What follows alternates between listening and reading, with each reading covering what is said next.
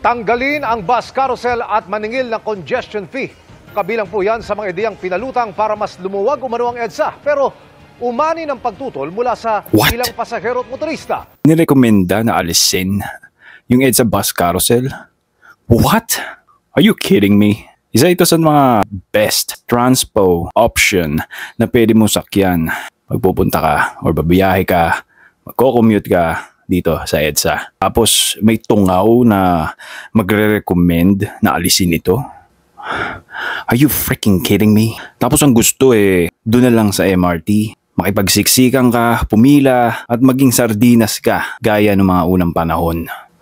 Napaghahalata ang hindi ka nagko-commute pare. Kung sino ka mang nagrekomenda nito. Ang EDSA bus carousel para sa akin, itong isa sa the best na naging transpo dyan sa EDSA. Napakabilis, hindi mo kailangan pumila na napakahaba at napakatagal. Mapupuno na itong bus na nasa unahan mo ngayon. Palampasin mo lang kasi may kasunod na agad. Hindi doon ka. Kumbinyente, aircon, relax, at talagang mabilis. Tapos ire-rekomendang alisin. Are you out of your mind? Kung sino ka mambugo ka, wala kang ibang maisip na irekomenda. Ang daming ruta nito.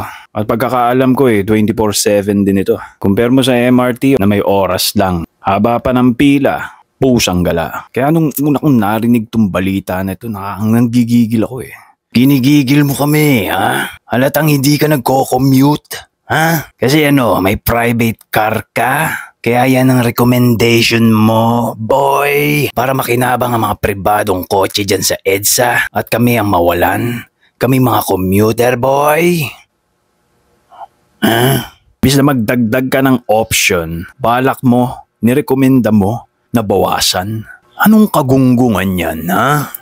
Naglilabas lang ako ng gigil kasi nakakagigil tong balitang to Nanggigigil ako. Nanggigigil ako.